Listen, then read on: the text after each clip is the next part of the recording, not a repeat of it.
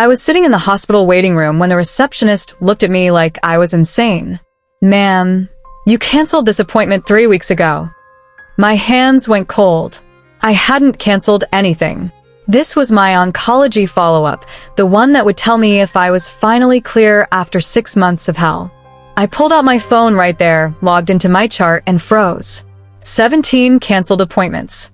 Cardiology, oncology, pain management, my psychiatrist, all gone, rescheduled and canceled again, some dating back 4 months.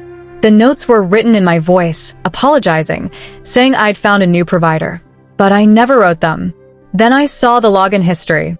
My account had been accessed from a device I didn't recognize, repeatedly for half a year. The IP address was local, same zip code, and beneath the device name was my daughter's email address. Emma. My 26-year-old daughter, who'd moved back in to help during my cancer treatment, who drove me to appointments, who knew every password. But why would she sabotage my healthcare? After my husband died 7 years ago, Emma became my anchor. When the cancer diagnosis came, she moved back home immediately, took leave from work, and became the daughter people write Facebook posts about. She was there for every appointment, every chemo session, every breakdown. She set up my MyChart account because I could barely think straight. "Mom, you need to see everything in one place," she'd said. "I'll help you. We'll make the password easy." I trusted her completely. After treatment, the doctors scheduled regular monitoring, 5 specialists' appointments booked for a year. But then they started disappearing. At first, I thought I was losing my mind. Offices would call, confused, saying I'd canceled through my patient portal. I got bills for no-shows. Insurance sent warning letters. I changed my password 3 times. It kept happening. Emma would sit with me, shaking her head.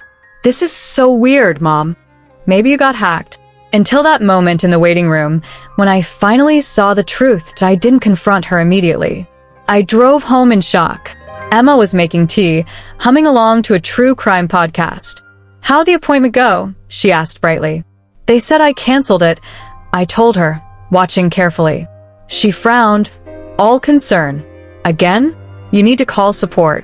Maybe it's a glitch." She was so convincing. That night, I changed my password without telling her. I enabled 2-factor authentication. 3 days later, I got a notification. Someone had tried logging in and failed. Multiple times. The next morning, Emma was tense. Quiet. She snapped at me when I asked if she was okay. That's when I went through her laptop. I found a folder called Mom's Health filled with screenshots of my appointments, test results, medications. And beneath those were Word documents. Journals. One was titled, "Why I Had to Do This." I opened it, shaking. The first line read, "If Mom gets better, she won't need me anymore." Emma had written pages about how my illness gave her purpose, how people praised her for being devoted, how she finally felt important. "I've been canceling the non-urgent appointments." One entry read, "Nothing dangerous, just follow-ups. If she stays in recovery mode longer, she'll still need me. I'm not hurting her. I'm just buying time." Another, "I hate lying, but I can't go back to being nobody." This wasn't a hacker. This was my daughter, systematically sabotaging my recovery because she was addicted to being my caretaker. Then I found bank statements. She'd been using my debit card, small charges mostly, but larger ones too. Rent for an apartment I didn't know she still had. And life insurance documents. My policy naming Emma as beneficiary. She'd printed them out, circled the payout amount. Her browser history showed searches. How long can cancer patients live without treatment? What happens if someone misses oncology appointments? She wasn't just keeping me sick for emotional reasons. She was preparing for me to die. I confronted her that night. "I know what you've been doing. MyChart, the appointments, all of it." Her face went pale. Then she started crying. "I'm sorry." I didn't know how to stop. "You were looking at my life insurance, Emma." Her crying stopped. Her face went blank. "Before you got sick, I was nothing," she said coldly. "But when you got cancer, suddenly I mattered. You were getting better too fast." So, you kept me sick to feel important. I kept you manageable. Then she showed me her phone. A text thread with my sister Linda, who I'd cut out of my life years ago. Linda, is she still going to appointments? Emma, I've been slowing it down. Linda, good. Keep her dependent. She'll change the will eventually. My own sister had been helping her. For money. For inheritance that I kicked her out. Called the police. Changed every lock and password. Filed a restraining order. I'd missed 6 months of critical follow-up care. My oncologist ran emergency tests.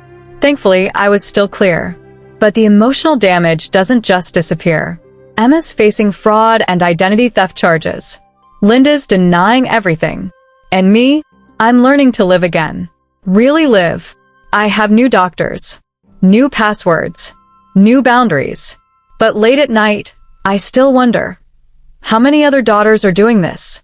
How many mothers are being kept sick because someone needs them to be broken? If you've listened this far, maybe you needed to hear this. Maybe someone in your life does too. Sometimes the people who say they love us most are the ones who can't let us heal. And that's the cruelest betrayal of all. If this story made you feel something, I'd really appreciate if you could leave a comment below. Sometimes just knowing someone else understands makes the weight a little lighter. Some stories end, but others begin right here. Keep growing with the telling tree. Like, subscribe, and stay with us.